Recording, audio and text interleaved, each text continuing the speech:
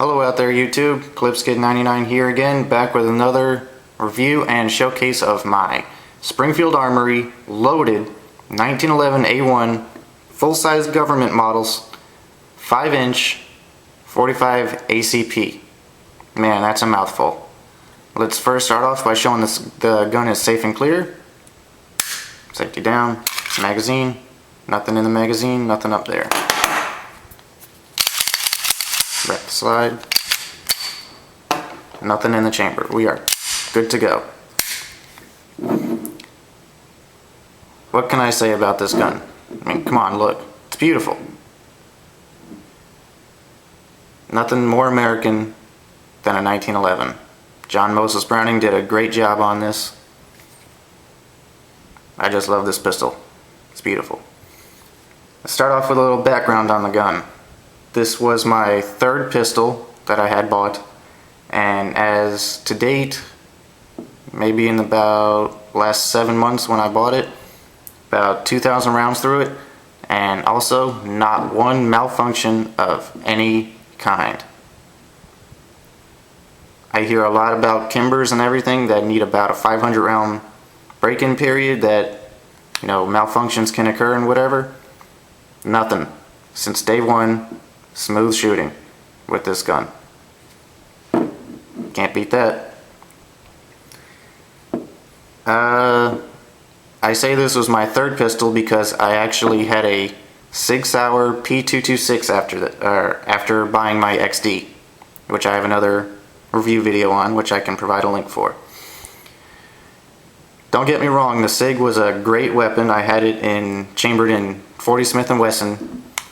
After trying it out from a friend, you know, I tried his out. I was like, man, I gotta get this gun. Feels great.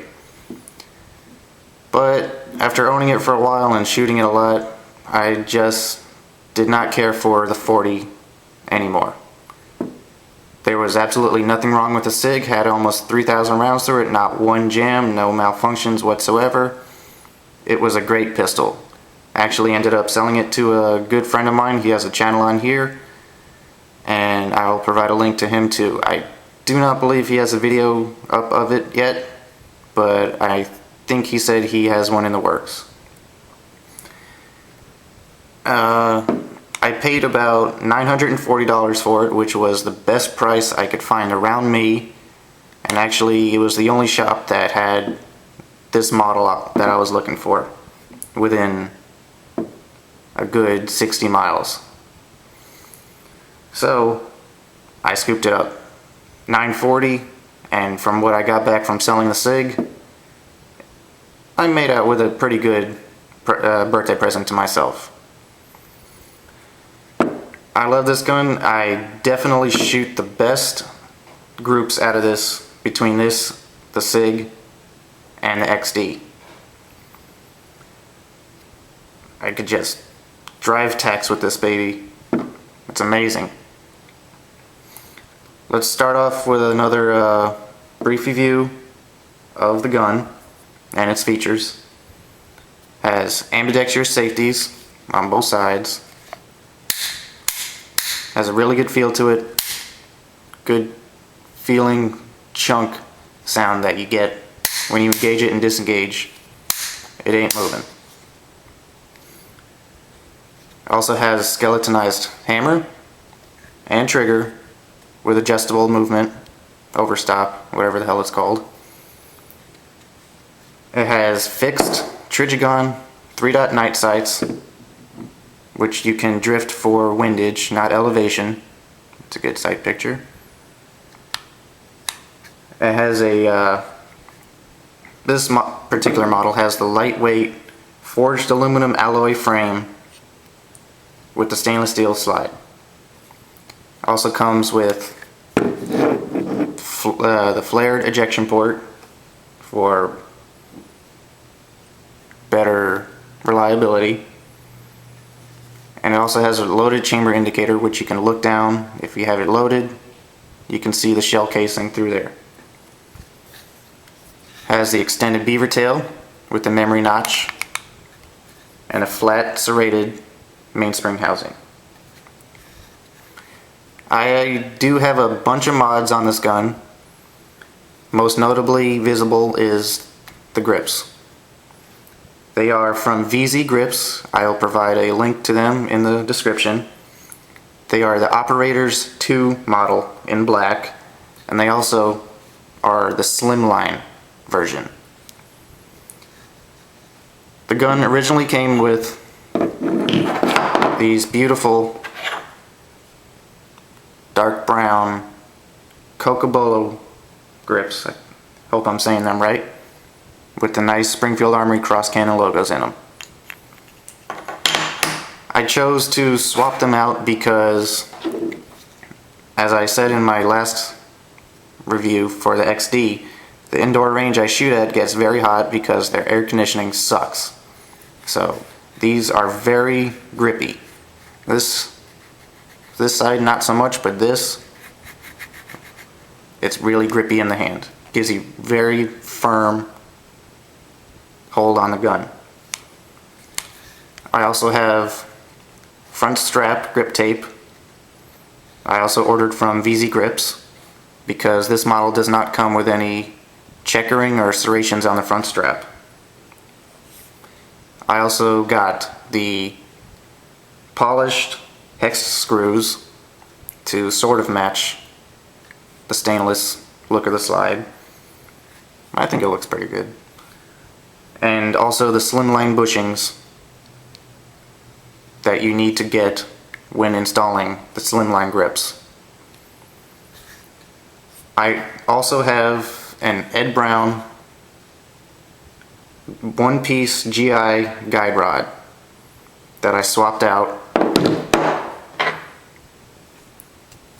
from the original Springfield two-piece guide rod. That's long. I did not want to have the hassle, man, the plug. I didn't want to have the hassle of having to take a hex key, Allen key, along with me every time I wanted to shoot in case I needed to break down the gun. That's just impractical for me. So I swapped it out to the Ed Brown model. Plus, you know, that's just classic 1911 look.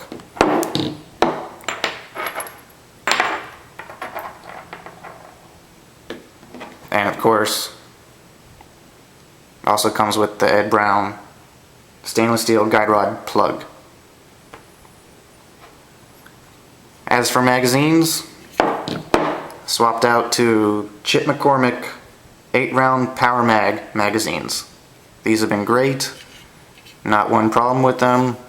They always feed reliably. Pretty nice. The gun came with these Springfield magazines, only 7-rounders. They're not so great. The follower sucks, but they work. It's kind of gritty. In a pinch, they will work though. Next, we can do a basic, quick field strip of the gun so you can see the internals. The gun is safe and clear. Put the safety up. Can't do this on camera, but depress the guide rod plug in and turn the barrel bushing, what is that, clockwise. Next, you can pull the plug off, the Ed Brown plug, then turn the barrel bushing counterclockwise, pull it out, set it off to the side. Safety down, move the slide back to that little notch right there. That way you can press the slide stop lever through from this side, just pop it out. Then after that, slide it off the frame.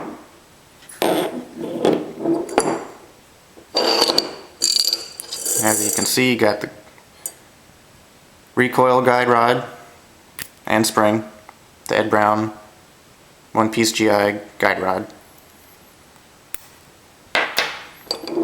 And you have your barrel, pull it out the front, barrel lug, nice barrel. And then you have your slide. Put it back together, just repeat the steps. Put it back in the front, barrel lug up,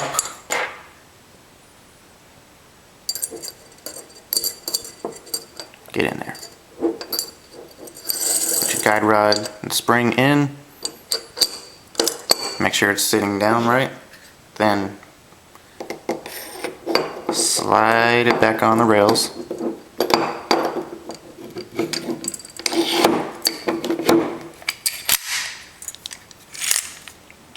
Over.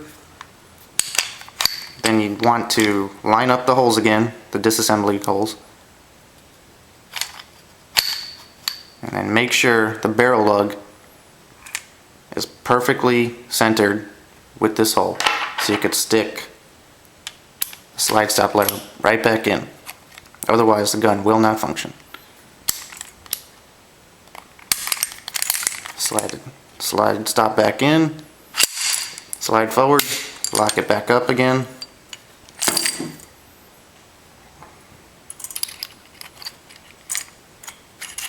Insert that back in. Turn it clockwise. I gotta do it off camera again. Put the guide rod back in. Turn the barrel bushing back, and you're reassembled. Safety down, give it a function check. If it stays back, you're good.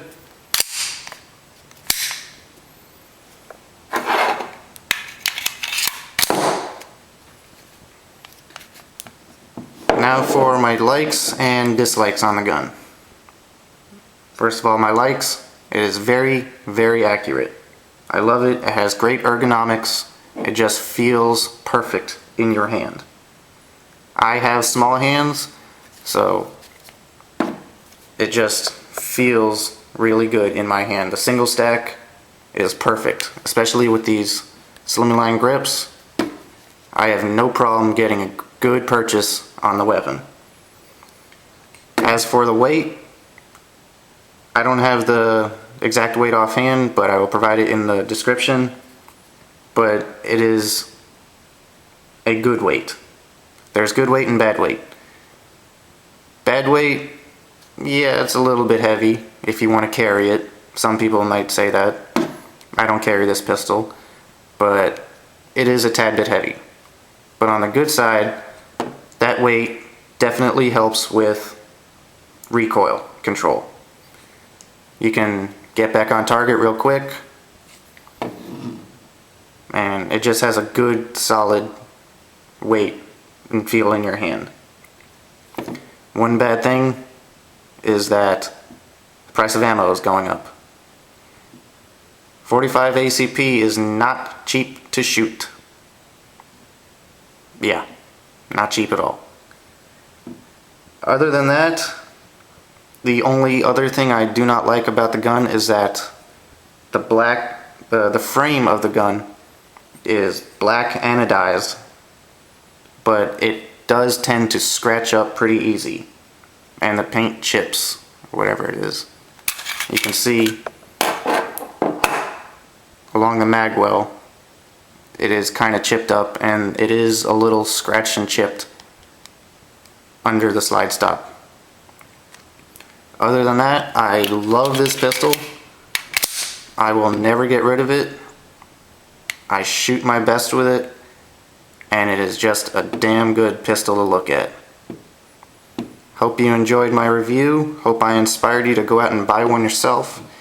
Please leave any questions or comments. I will try to answer them to the best of my abilities. Thank you very much for watching. Take care.